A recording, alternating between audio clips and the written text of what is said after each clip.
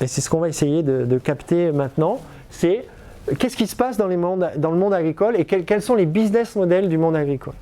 Et donc là, on a travaillé, et c'est le texte que vous avez distribué, Guity, sur les différents business models. On a essayé, en tout cas, de capturer les différents business models du monde agricole. On s'y est pris de quelle manière? On a d'abord regardé la proposition de valeur, l'offre commerciale. Donc vous avez des exploitations agricoles qui ont une offre diversifiée, polyculture, élevage.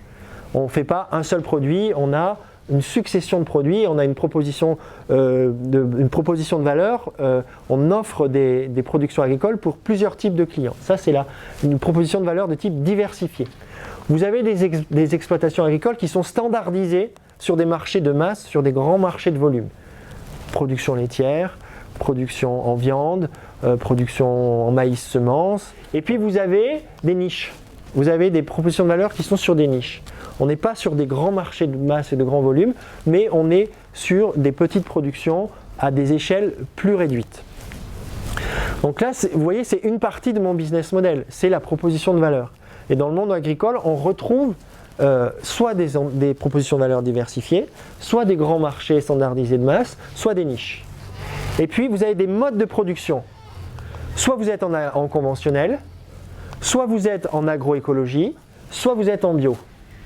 On est à peu près d'accord sur ces grands schémas de production que l'on peut repérer, en tout cas chez nous en France. Production conventionnelle, agroécologie, on essaie de concilier certains aspects, et puis biologique, on a des cahiers des charges bien particuliers. Et en croisant ces deux variables, ces deux axes, on peut arriver à déterminer plusieurs types de business models dans le monde agricole français.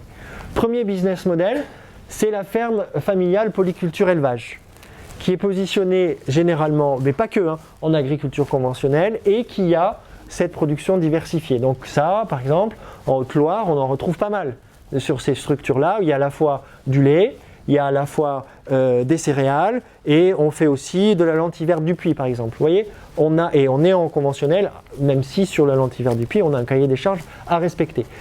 Et la structure, c'est une famille, c'est un GAEC qui détient la structure. Cette structure, elle est en difficulté. Pourquoi elle est en difficulté?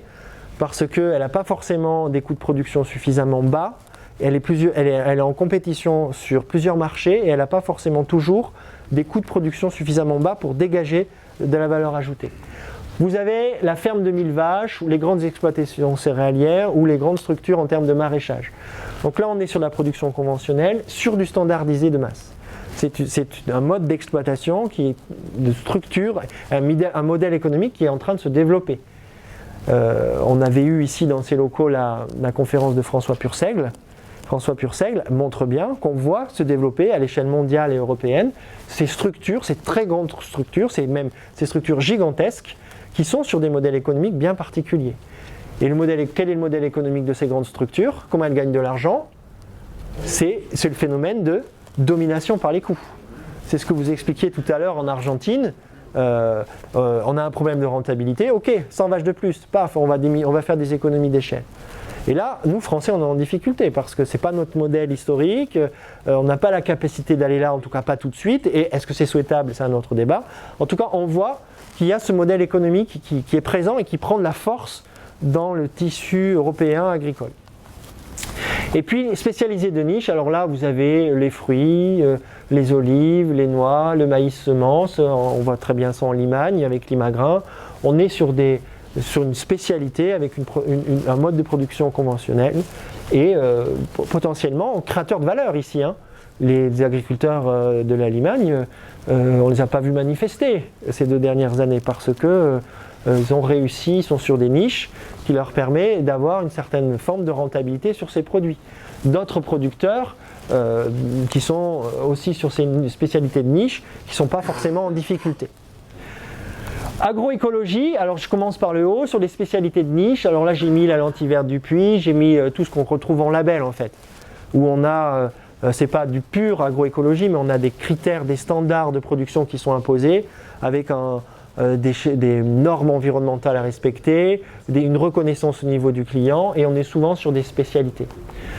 On a en diversifié, vous en parliez tout à l'heure, l'agrotourisme, les fermes pédagogiques et d'autres modalités de production qui permettent de rééquilibrer certains modes de fonctionnement.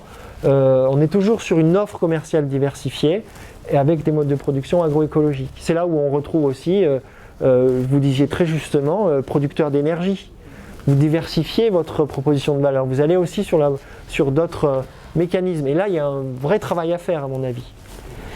Et puis sur le biologique, alors assez classique, il y a la ferme biologique diversifiée, on en connaît quelques-unes, un peu de lait, un peu de céréales, mais c'est souvent des toutes petites structures.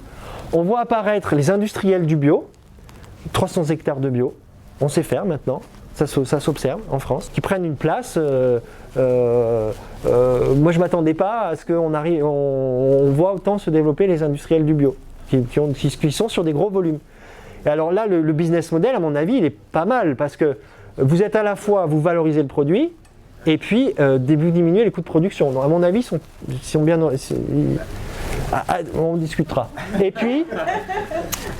puis, alors là, après, c'est vraiment les spécialités de niche, type la gastronomie, le safran, certaines formes de moutarde. On est sur des productions très spécifiques avec des modes avec des façons de produire aussi qui sont. Là, on est vraiment sur des niches, voire la gastronomie et le très haut de gamme. Et là aussi, il y a une forme de rentabilité, un modèle économique qui a été trouvé par certaines exploitations agricoles. Je ne suis pas en train de vous dire l'agriculture française, c'est 9 cases. Hein. Je suis en train de vous dire, regardez, ce que vous évoquez, il y a une vraie diversité de modèles économiques. Après, c'est des schémas de raisonnement. J'entends bien que la complexité réelle, voilà.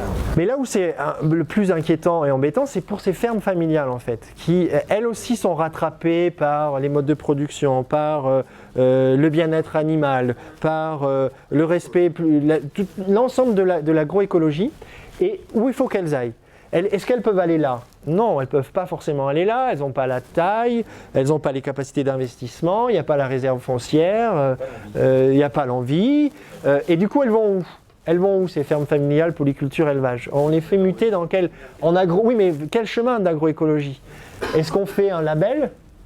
On fait le label Montlait si on est à certaines altitudes. Est-ce qu'on va vers une production plus standardisée en agroécologie? Est-ce qu'on fait du tourisme vert et on part sur de l'énergie? J'ai pas la réponse, mais on voit bien que tout ce modèle-là, effectivement, il est fragilisé, ce mode de production, et on glisse par là. Il faut des politiques agricoles en France et en Europe. Pas une. Toute forme de vision monolithique de l'agriculture française, c'est une mauvaise chose. Et il faut promouvoir la diversité, donc il faut savoir la décrire, et puis promouvoir cette diversité, c'est mener des combats qui sont adaptés à certaines caractéristiques. Il ne faut pas vouloir tout emmener. Non, ça serait une erreur. Du coup, toutes les exploitations agricoles ont un modèle économique, ça c'est certain. Il est voulu ou subi. Parfois, il est parfaitement réfléchi, il y a une maturité au sein du business model, puis parfois on est enfermé dans un système, on reprend l'exploitation agricole, ça marchait comme ça les 20 dernières années, on ne change rien et on subit son modèle économique, on travaille avec la coopérative depuis 20 ans, on continue avec la coopérative sans se repenser parce qu'on considère que ça a fonctionné et que ça va bien fonctionner. Le modèle économique, il est plus ou moins créateur de valeur. Il y a des agriculteurs qui gagnent bien leur vie, il y a des agriculteurs qui sont en grande détresse parce que le modèle économique, il est ce qu'il est et ils subissent des prix de marché et des coûts de production qu'ils n'arrivent pas à maîtriser. Le modèle économique, il est plus ou moins écologiquement soutenable. Il y a certains modèles qui sont durables, d'autres beaucoup moins. Et puis il y a certains modèles économiques qui constituent des impasses. Et alors là, moi cette photo elle m'a toujours frappé. Un litre d'évian 35 centimes, un litre de lait 29 centimes. Donc bon, cherchez l'erreur. Et l'erreur elle est où? Elle est dans le modèle économique. Mais dans le modèle économique qu'on impose aux agriculteurs du coup. Hein? Je ne dis pas que l'erreur, c'est l'agriculteur qui serait, comment vous avez dit, débile. Je reprends le mot. Non, c'est qu'il le subit en fait et il est enfermé dans ce système-là. Et l'erreur, c'est le modèle économique, c'est la filière qui dysfonctionne et qui trinque au bout du bout. Eh bien, c'est l'agriculteur qui se retrouve en grande difficulté.